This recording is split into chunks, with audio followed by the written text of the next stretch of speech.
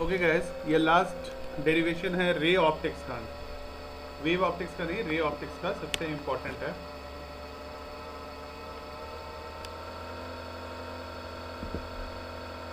Ray optics का ये वाला डेरिवेशन बहुत ही इम्पोर्टेंट है।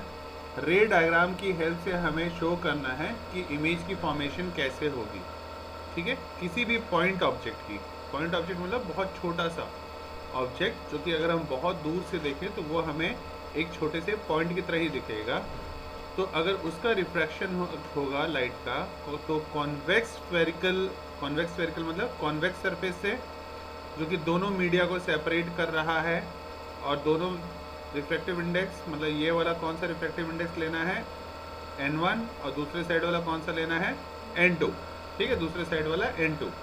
तो उस केस में डायग्राम को यूज़ करते हमें डिराइव करना है रिलेशन कि n2 upon v minus n1 upon u is equal to n2 minus n1 upon r होता है। ठीक है, जहाँ पे n2 और n1 क्या है, reflective index of one medium and second medium, r क्या है, रेडियस ऑफ कर्वेचर, u क्या है, उस पॉइंट ऑब्जेक्ट का डिस्टेंस इस लेंस से, और v क्या है, उसकी इमेज का डिस्टेंस इस लेंस से। ठीक है, अब सबसे पहले देखो साइन कन्वेंशन जो यूज़ किया गया है, सभी डिस्टेंस जो है मेजर्ड कहाँ से होंगे, पोल, ये पोल ऑफ द लेंस है, यहाँ से सबका डिस्टेंस मेजर होगा। ठीक है, डिस्टेंस जो मेजर्ड होगा, डायरेक्शन इंसिडेंट लाइट, जो कि इंसिडेंट जो लाइट रेज आ रही है लेफ्ट टू राइट, यहाँ से लेफ्ट टू राइट उसको पॉजिटिव में लिया जाएगा, राइट टू लेफ्ट जो जाएगा उसको नेगेटिव में लिया जाएगा। ठीक है, जितने डिस्टेंस मेजर्ड होंगे डायरेक्शन वो अपोजिट होगा। किसका अपोजिट होगा, डायरेक्शन ऑफ लाइट का, मतलब डिस्टेंस का और लाइट का दोनों का डायरेक्शन अपोजिट है, तो आपस में एक को प्लस लेंगे तो दूसरे को माइनस। तो हम मान के करते हैं ये क्वेश्चन, मान के करते हैं, क्या क्या मान लेते हैं कि जो अपर्चर है स्फेरिकल रिफ्रैक्टिव सरफेस का, तो ये वाला जो अपर्चर है वो बहुत ही स्मॉल है, वो बहुत ही स्मॉल है, तो यानी ना के बराबर अपर्चर है।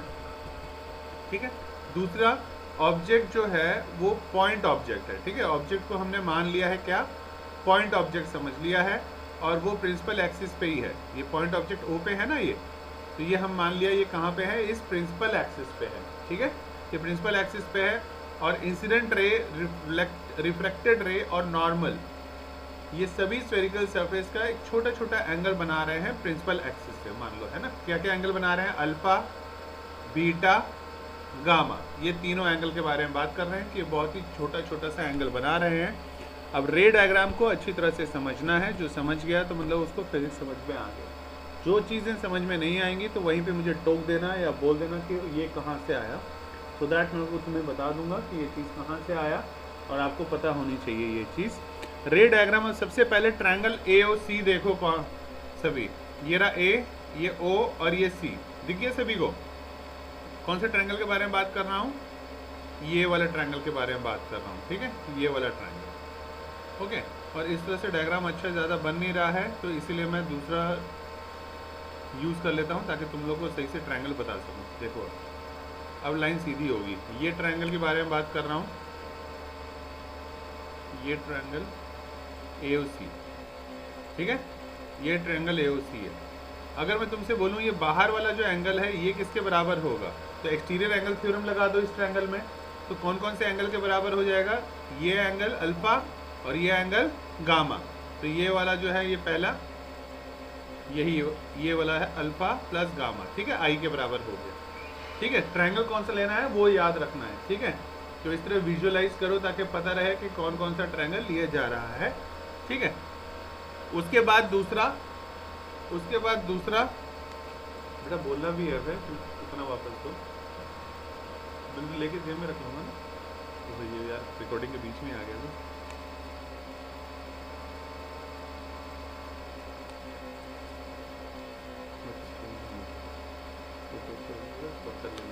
बोल के ले लेना बड़ा, ठीक है। हाँ, तो I is equal to alpha plus gamma समझ में आ गया बेटा। उसके बाद गामा को अगर मुझे लिखना चाहूँगा तो मैं क्या लिख सकता हूँ, गामा अगर चेक करोगे तो गामा किसके बराबर हो जाएगा, ये भी एक तरह से बाहर का एंगल है ना। अगर मैं ये ट्रायंगल ले लेता, देखो ये ट्रायंगल, अगर ये ट्रायंगल ले लूँगा अब मैं, तो अगर ये मैं गामा की बात करूँ तो ये गामा वाला एंगल किसके किसके बराबर हो जाएगा इस ट्रायंगल में, ये एंगल प्लस ये एंगल, यही होगा ना। ये कौन सा एंगल लिखा था ऊपर, आर, तो आर प्लस बीटा, तो इसलिए लिख दिया कि गामा किसके बराबर है, आर प्लस बीटा। यहाँ से आर की वैल्यू निकाल लोगे, आर की वैल्यू क्या हो जाएगी, गामा माइनस बीटा, तो ये ले लिया गया है गामा माइनस बीटा। अब हम लोग स्नेल्स लॉ लगा देते हैं। स्नेल्स लॉ क्या होता है, sine i upon sine r is equal to refractive index second medium with respect to first, तो इसलिए n2 अपॉन n1, ठीक है। अब क्रॉस मल्टीप्लाई करोगे तो क्या हो जाएगा, n1 into sine i is equal to n2 into sine r, ये आ गया वही। अब क्योंकि एंगल्स बहुत छोटे हैं तो हम n1i या n2r इनको नेग्लेक्ट भी कर सकते हैं, ठीक है। तो इसको नेग्लेक्ट कर देंगे तो फिर मेरा क्या हो जाएगा, n1 10i is equal to n2 10r। कैसे, दोनों साइड जो है 10 cos से डिवाइड कर दोगे तो यही होगा, ठीक है।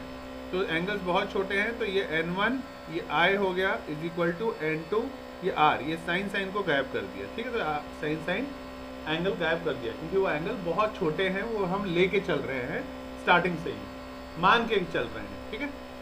अब जब ये आ गया तो n1 आया था तो दोनों तरफ क्या किया गया, दोनों तरफ 10 से मल्टीप्लाई कर दिया गया। वेरी वेरी गुड इवनिंग बेटा। तो दोनों तरफ 10 से ये आने के बाद n1 आया इज इक्वल टू n2r जो आया, तो दोनों साइड में 10 से मल्टीप्लाई करोगे तो 10 बीच में आ गया, ठीक है। दोनों के बीच में 10 घुसा दिया गया। अब इसको अगर खोला जाएगा तो n1 की जगह तो n1 ही रहने देंगे, 10 की जगह 10 ही रहने देंगे, i की जगह हम यहाँ से ले लेंगे अल्फा प्लस गामा, तो ये अल्फा प्लस गामा लिख दिया गया, ठीक है, ये वाला। और उसी तरह दूसरे साइड में 10r था तो r का वैल्यू कहाँ से ले लेंगे, जहाँ ऊपर निकाला गया था, r का वैल्यू निकाला था ना यहाँ पे, ये गामा माइनस बीटा, तो ये गामा माइनस बीटा ले लिया गया, ठीक है। उसके बाद जब 10 अल्फा प्लस गामा या 10a प्लस बी मैथ्स का फॉर्मूला होता है, जब खोलते हैं तो किसके बराबर होता है, 10a प्लस 10b।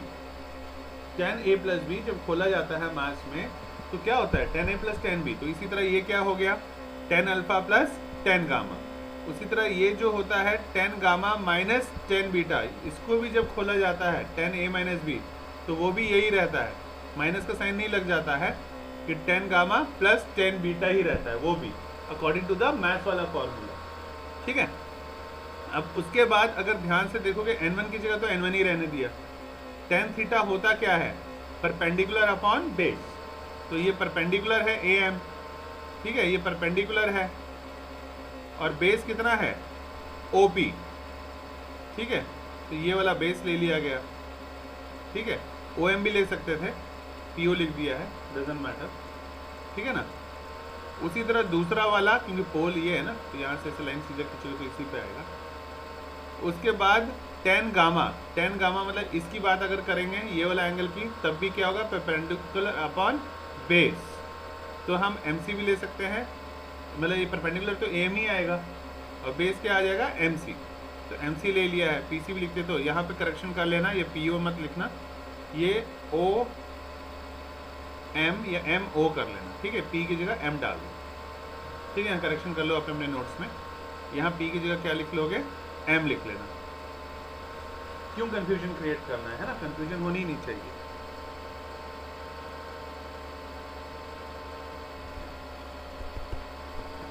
उसी तरह अगले वाले में भी क्या किया गया है, 10 का वैल्यू डाल दिया है। 10 गामा इसी तरह फिगर में देखोगे तो परपेंडिकुलर अपॉन बेस चेक कर लोगे और उसके बाद फिर बीटा का वैल्यू भी चेक कर लोगे।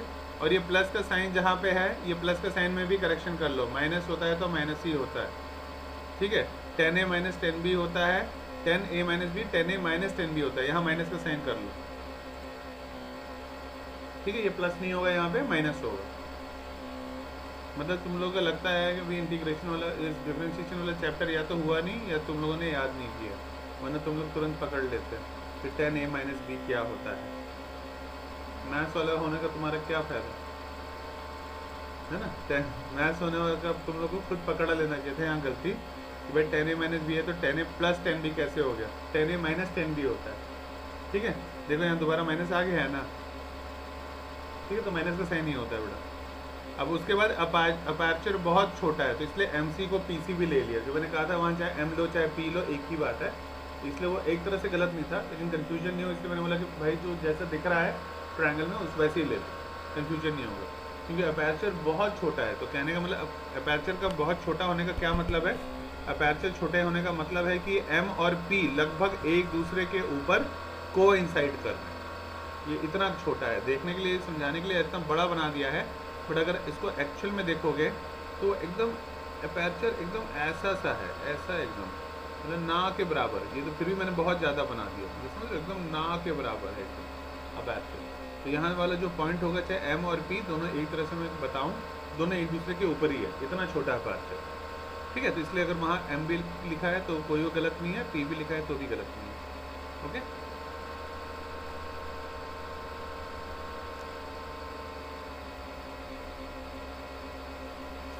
अच्छा उसके बाद नेक्स्ट स्टेप कहाँ तक पहुँचे थे, यहाँ तक पहुँच गए थे ना। उसके बाद अब कुछ नहीं है, फिगर में से जहाँ पे जो चीज़ें हैं, AM की जगह अगर फिगर में देखोगे तो N1 था तो N1 डाल दिया है, AM की जगह N1 था तो N1 डाल दिया है, PO की जगह -U था तो -U डाल दिया है। MC अगर अपने फिगर में चेक करोगे तो वहाँ MC की जगह पे क्या है, R है तो R डाल दिया है, और दूसरे साइड में क्या है, AM की जगह N2 है तो N2 डाल दिया है, AM की जगह N2 है तो N2 डाल दिया है, MC की जगह पे R है तो R डाल दिया है, और MI की जगह पे V है तो V डाल दिया है। और उसके बाद कॉमन लेना है या एक साथ अरेंज करना है, तो N2 और N1 को एक साथ करना है, तो N2V को तो यहीं रहने दिया, ये है ना माइनस वाला, ये लेफ्ट हैंड साइड जाएगा तो क्या हो जाएगा प्लस, इसलिए N2V इधर आ गया, और लेफ्ट हैंड साइड में N1U था है ना, तो माइनस था तो इसलिए माइनस का साइन लग गया, मतलब N2/V और N1 और U को यानी इस वाले को और इस वाले को एक साथ कर लेना है, और RR वाले को एक साथ कर लेना है। तो N2/R है, ये वाला राइट हैंड साइड जाएगा तो क्या हो जाएगा, माइनस हो जाएगा, तो इसलिए N2/R माइनस N1/R, तो R कॉमन आ गया नीचे, हो गया डिराइव। बस इतना सही है, देखने से टफ लगता है बहुत सिंपल। मेरे से पूछो दीपक, कहाँ पे, हाँ PC वाला डिस्टेंस को R लिख लो जो नहीं दिख रहा फिगर में, PC वाला जो डिस्टेंस है बेटा वही R है, ये है फिगर, ठीक है। ये PC वाला डिस्टेंस जो है यहाँ से लेके यहाँ तक, यहाँ R लिख लेना, ओके। यहाँ से लेके यहाँ तक ये R, ठीक है ना, तो इसको मेंशन कर लेना। उसी तरह वहाँ फिगर में और भी बहुत सारी चीज़ें मेंशन नहीं है बेटा, U कहाँ से कहाँ तक है वो भी मेंशन कर लो देख के, ठीक है। U कौन सा डिस्टेंस था फिगर में, देख के उसको मैच करो।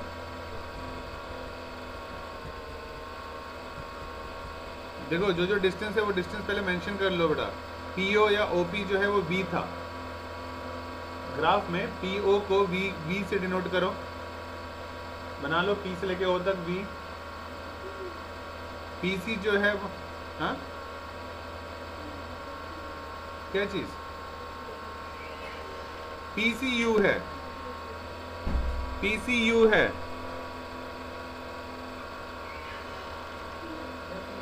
अच्छा यहाँ, हाँ यहाँ जो दे रखा है वही, यहाँ सब कुछ तो दिया हुआ है, दिमाग क्यों लगा रहे हो, बिल्कुल सही।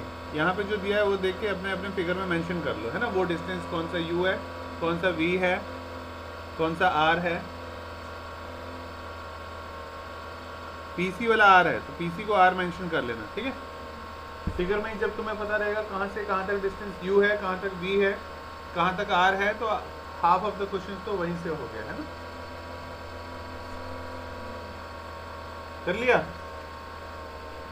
ठीक है।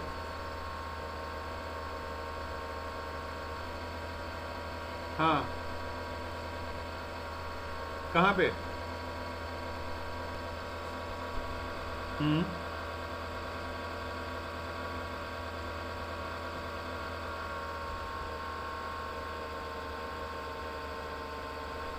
AM ये तो रहा, ये देखो ना यहाँ दोनों AM है, AM को ही N1 लिया हुआ है, N1 राइट हैंड साइड, हाँ तो यहाँ पे m की जगह n लिख लो,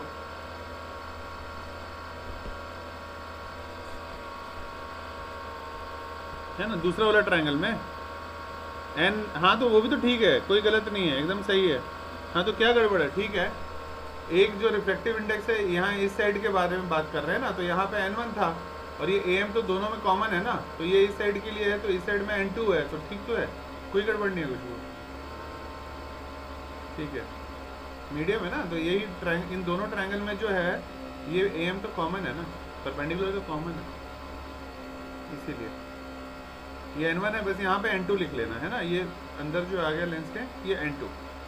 ठीक है, ये n2 यहाँ मेंशन नहीं है, ये n2 मेंशन कर लेना तभी। ओके, क्या समझ गया? हाँ बेटा दे रखा है, ये रहा दे रखा है, क्या मेंशन करोगे, सब कुछ दे रखा है, बस u v और r वो मेंशन कर लो। ठीक है।